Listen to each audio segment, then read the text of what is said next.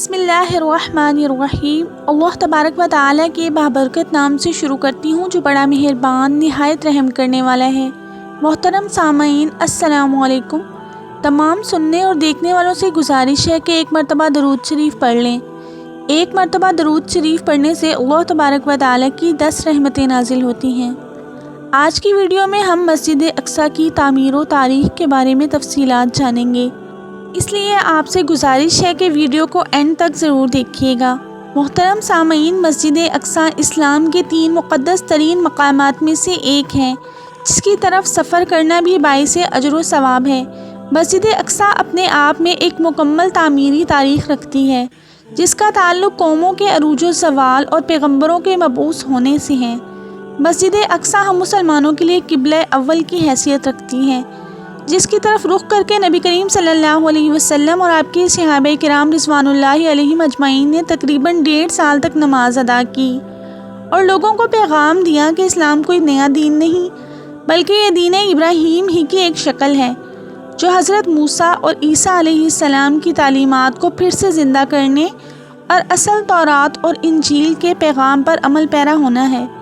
واقعہ معراج اس بات کی دلیل تھی کہ القدس سے اسلام کا کتنا گہرا تعلق ہے، اور نبی کریم صلی اللہ علیہ وسلم کا تمام انبیاء کرام کی امامت کروانا ایک غیر معمولی واقعہ تھا، اور یروشلم اسلام، عیسائیت اور یہودیت تینوں مذاہب کے نزدیک مقدس و محترم مقام ہے۔ یہ علاقہ پیغمبروں کا مسکن رہا ہے، یہاں بے شمار نبی مبعوث کیے گئے۔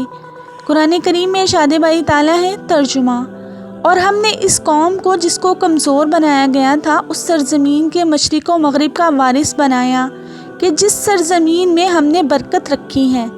ایک اور جگہ ارشاد باری تعالیٰ ہے، ترجمہ: پاک ہے وہ ذات جو لے گئی اپنے بندے کو ایک رات میں مسجد حرام سے مسجد اقصیٰ تک، کہ جس کے ارد گرد ہم نے برکت رکھ دی ہے۔ ان آیات مبارکہ میں جس بابرکت سرزمین کا ذکر ہے وہ بیت المقدس اور اس کے گرد و نواح کے علاقے ہیں۔ حدیث مبارکہ میں بھی حضور صلی اللہ علیہ وسلم نے مسجد اقصیٰ کی فضیلت بیان فرمائی ہے۔ حضرت ابو ذر غفاری رضی اللہ تعالیٰ عنہ سے روایت ہے کہ انہوں نے حضور صلی اللہ علیہ وسلم سے پوچھا کہ اللہ کے رسول، اس سرزمین میں سب سے پہلے کون سی مسجد تعمیر کی گئی؟ آپ صلی اللہ علیہ وسلم نے ارشاد فرمایا، مسجد حرام۔ انہوں نے پھر دریافت فرمایا، اس کے بعد کون سی مسجد تعمیر کی گئی؟ آپ صلی اللہ علیہ وسلم نے ارشاد فرمایا، مسجد اقصیٰ۔ حضرت ابو ذر غفاری رضی اللہ تعالیٰ عنہ نے پھر دریافت فرمایا کہ ان دونوں کی تعمیر کے دوران کتنا وقفہ ہے؟ آپ صلی اللہ علیہ وسلم نے جواب میں ارشاد فرمایا کہ 40 سال کا وقفہ ہے۔ علماء و مفسرین کے نزدیک مسجد اقصیٰ کو سب سے پہلے حضرت آدم علیہ السلام نے تعمیر کیا، اور بعد میں حضرت ابراہیم علیہ السلام نے اسے دوبارہ تعمیر کروایا۔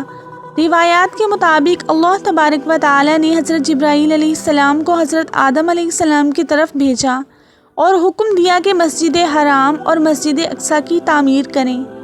ابن حشام نے اپنی تاریخ میں لکھا ہے کہ جب بنی اسرائیل فلسطین میں مضبوط ہوئے اور ان کی ریاست قائم ہوئی تو حضرت داؤد علیہ السلام نے بیت المقدس کی دوبارہ بنیاد رکھی، اور پھر آپ کے جانشین اور فرزند حضرت سلیمان علیہ السلام نے مسجد اقصیٰ کی مکمل تعمیر فرمائی۔ احادیث مبارکہ اور تاریخی روایات سے معلوم ہوتا ہے کہ بیت المقدس کو کئی مراحل و ادوار میں کئی مرتبہ تعمیر کیا گیا، اور اس کی تجدید کئی پیغمبروں نے کی۔ مسجد اقصیٰ کی مکمل تعمیر حضرت سلیمان علیہ السلام کے دور خلافت میں ہوئی، جس کی تائید نہ صرف اسلامی بلکہ اسرائیلی روایات سے بھی ملتی ہے۔ حضرت سلیمان علیہ السلام اللہ تبارک و تعالیٰ کے جلیل القدر پیغمبر تھے، جن کی سلطنت مشرق سے مغرب تک تھی، اور انسانوں کے ساتھ ساتھ چرند پرند، حیوانات اور جنات پر بھی آپ علیہ السلام نے حکومت کی۔ جنات آپ کے تابع اور فرما بردار تھے۔ اللہ تبارک و تعالیٰ نے جنات کو آپ کے تابع کر رکھا تھا، جو حکومتی امور میں حضرت سلیمان علیہ السلام کے حکم کی تعمیل بجا لاتے تھے اور بڑے بڑے کارنامے سر انجام دیتے تھے۔ مسجد اقصیٰ کی تعمیری کام میں بھی حضرت سلیمان علیہ السلام نے جنات کو مامور فرمایا تھا۔ اس مسجد کی تعمیر آپ کے بادشاہ بننے کے بعد ہی شروع ہو گئی تھی، اور تقریباً 40 سالوں میں مسجد کی تعمیر مکمل ہوئی۔ تعمیری مقام پر حضرت سلیمان علیہ السلام نے شیشے کا ایک حجرہ بنوایا تھا جس کے اندر آپ علیہ السلام اللہ تبارک و تعالیٰ کی عبادت میں مصروف رہتے تھے۔ آپ علیہ السلام طویل عرصے تک اللہ تبارک و تعالیٰ کی عبادت میں مشغول رہتے تھے۔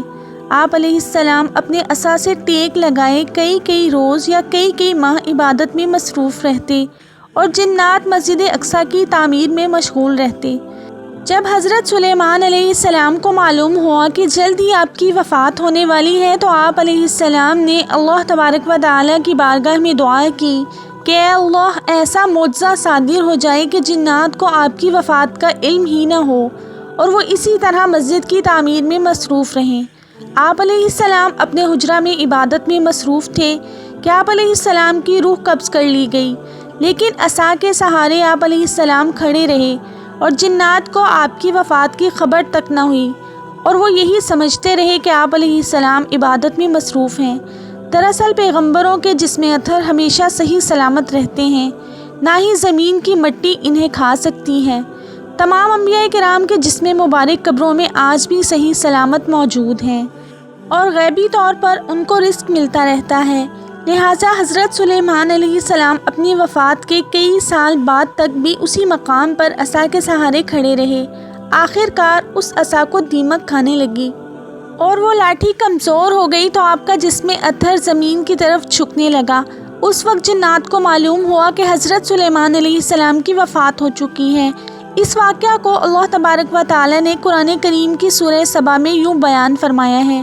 ترجمہ: پھر جب ہم نے ان پر موت کا حکم بھیجا تو جنات کو ان کی موت کا علم نہ ہوا مگر زمین کی دیمک ان کا عصا کھاتی رہی، اور جب سلیمان زمین پر آئے تو جنات پر وہ حقیقت کھل گئی۔ اگر وہ غیب جانتے تو اس خواری کے عذاب میں نہ ہوتے۔ امید کرتی ہوں کہ آج کی ویڈیو بھی آپ کو پسند آئی ہوگی۔ ویڈیو اگر پسند آئی ہو تو پلیز لائک کر کے اسے اپنے پیاروں کے ساتھ ضرور شیئر کیجیے گا اور چینل کو سبسکرائب کرنا مت بھولیے گا۔